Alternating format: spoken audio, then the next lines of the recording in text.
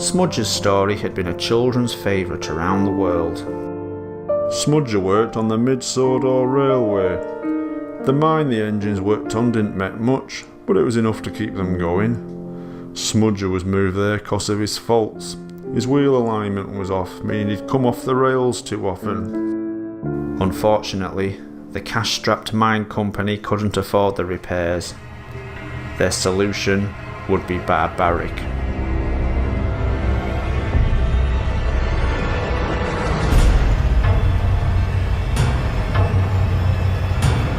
They dismembered him, taking away his wheels and opening him up. The butchers turned him into a steam generator. Shut off from all sensation, Smudger powered the mine for many years. Alone with his thoughts, he would slowly lose his mind. When business dried up, do you think they come back for Smudger? Did they, hell? He were left there for years. Everyone had forgotten him. In a way, it would have been better for Smudger if he'd been forgotten forever.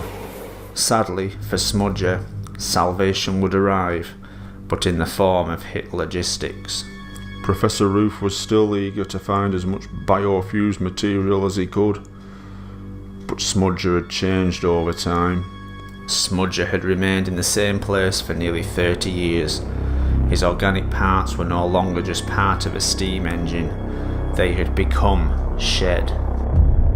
Smudger and the shed were one and the same. They couldn't be removed. No, please, wait, no, please, no, oh God, no, please, wait, no, please, no, God, no.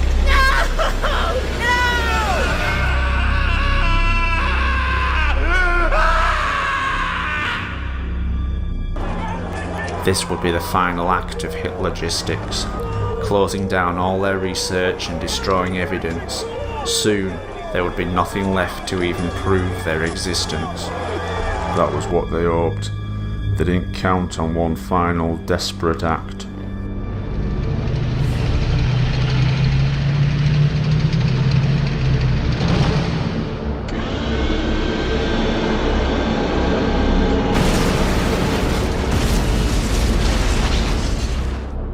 Cranky had been driven mad by all the things he'd seen working for the government. But the worst thing was having to keep it quiet for all those years.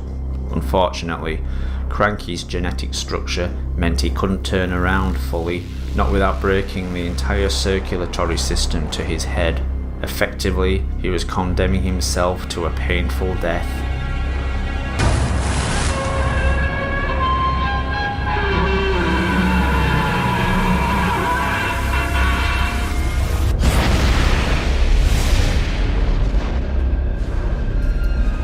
I believe Cranky knew the consequences, and he knew it had to be done.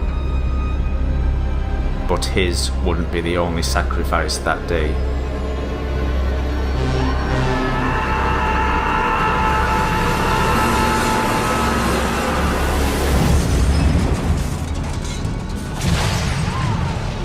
I don't believe he was evil, or that he wanted to kill anyone. He just wanted to show the world what the government was trying to cover up. He didn't know what was in there, or the damage he'd do. Diesel had veered into the now secured stasis container of Project G Stage 1. Opening it up and allowing the deprogrammed biofused matter to assimilate any matter it wished, and to take on any form it wished.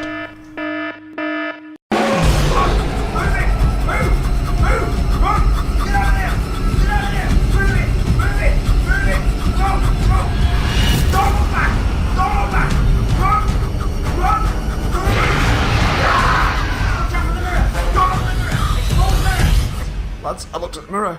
I looked at the mirror, lads. Lads.